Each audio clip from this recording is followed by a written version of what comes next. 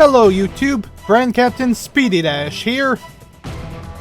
Last time on What If Ginyu Stole Frieza's Body, Golden Ginyu defeated Cell, only for Cell to come back stronger than ever. How will Golden Ginyu do against Golden Cell? Find out now. Ginyu is surprised that Cell survived, with Cell explaining about its core and as long as it remains intact, that it will survive. Cell says it doesn't want Ginyu to hog all the fun, instead it wants to give everyone the chance to fight before producing Golden Cell Juniors, with them immediately heading over to the others.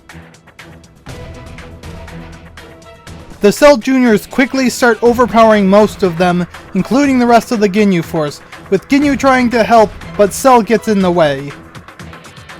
Ginyu goes golden, but even that is not enough, with Golden Cell having a clear edge. Cell complains that it was hoping for a greater challenge from Ginyu, with Ginyu trying to find any way to get around Cell. Enjoying the desperation, Cell decides to push Ginyu to the brink and tells the Cell Juniors to kill them. Ginyu, in a moment of panic, yells, "Change now," swapping with Cell. Cell is caught off guard and in a daze, while Ginyu quickly rushes over and kills all the Cell Juniors. Ginyu returns to Cell and is about to finish the fight, but Cell stretches his arms and yells, "Change now," catching Ginyu off guard. However, a Namekian frog jumps in the way at the last second. Everyone is terrified, thinking Cell has his body back, but Frieza soon states that it feels incredible to be back in his original body again. Ginyu thanks Frieza for saving them all, but Frieza states his only goal was getting his body back, before killing the Namekian frog. Ginyu began apologizing for what he did on Namek, stating that he'll return the Frieza Force back to Frieza. Frieza thinks that's not enough, and he needs revenge for what he had to deal with for years, before attempting to use his tongue to catch a bug. Ginyu states that he's currently stronger than Frieza and will protect the Earth, even if that means having to kill Frieza.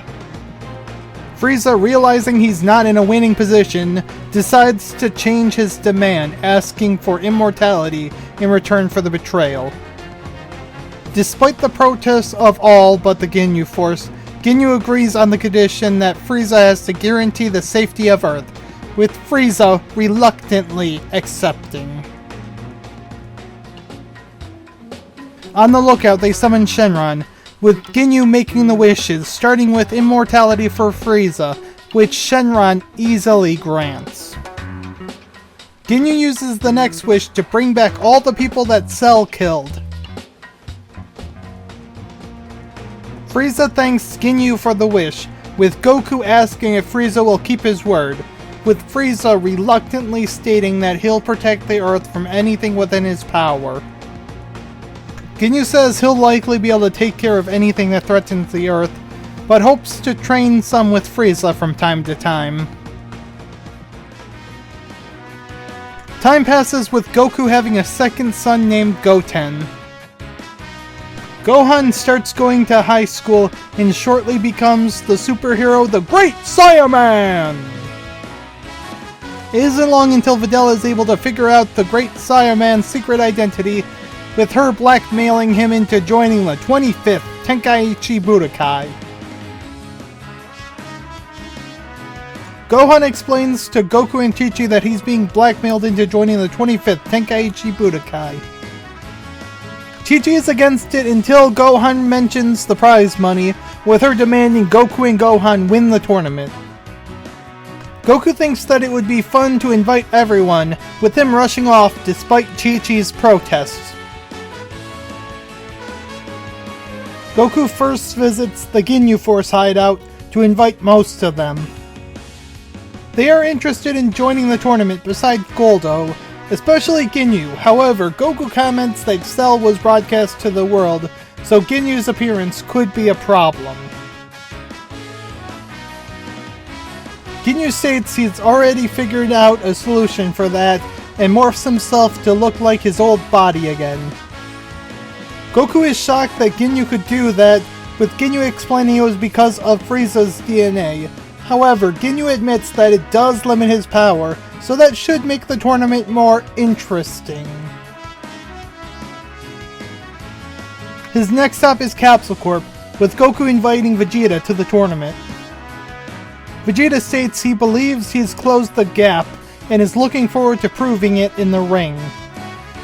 Trunks is also excited to compete in the tournament. Goku arrives on the lookout to invite Piccolo. Piccolo states he'll be there for old time's sake. Goku is surprised to find that Krillin married 18 and has a daughter. 18 isn't interested until she hears about the prize money and demands Krillin enter along with her.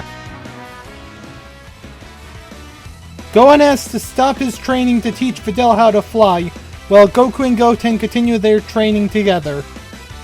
After Gohan finishes teaching Videl, he returns to training with Goku and Goten.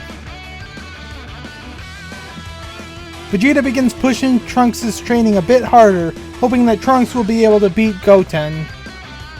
Meanwhile, Ginyu continues his normal training routine with the Ginyu Force to ensure they are all at the top of their game. Time passes until the 25th Tenkaichi Budokai finally arrives. On the way to the tournament, Gohan asks for everyone to avoid going Super Saiyan as to not draw attention to themselves. The Junior Division final match quickly arrives, with Goten and Trunks entering the ring. Trunks has a slight edge over Goten, with Goten breaking the Super Saiyan rule. Goten returns to normal and continues the fight until Trunks tricks Goten into ringing out, with Trunks leaving the ring victorious. The finalists for the main tournament are Krillin, Recoome, Shin, Demon Jr., Videl, Popovich, Kibito, The Great Saiyaman, 18, Hercule Satan, Goku, Vegeta, Jeice, Birder, Yamu, and Ginyu. Krillin and Recoome enter the ring for the first match of the tournament. Recoome has a clear edge over Krillin, but is overconfident, allowing Krillin to catch Recoome off balance, knocking Recoome out of the ring before leaving the ring himself. Shin and Demon Jr. enter the ring for the next match. Piccolo quickly gives up and leaves the ring, with Shin shortly leaving the ring. After the match, Piccolo learns who Shin really is. Videl and Popovich enter the ring for the next match. The match starts with Videl appearing to have a clear edge over Popovich, but he keeps getting up while she starts to tire out. Popovich begins brutally beating Videl until Yamu tells him to end the match, with him throwing her out of the ring before leaving the ring. Kibito and the Great Saiyaman enter the ring for the next match. Gohan is surprised when Kibito demands Gohan to go Super Saiyan. With a little encouragement from Piccolo, Gohan transforms into Super Saiyan 2.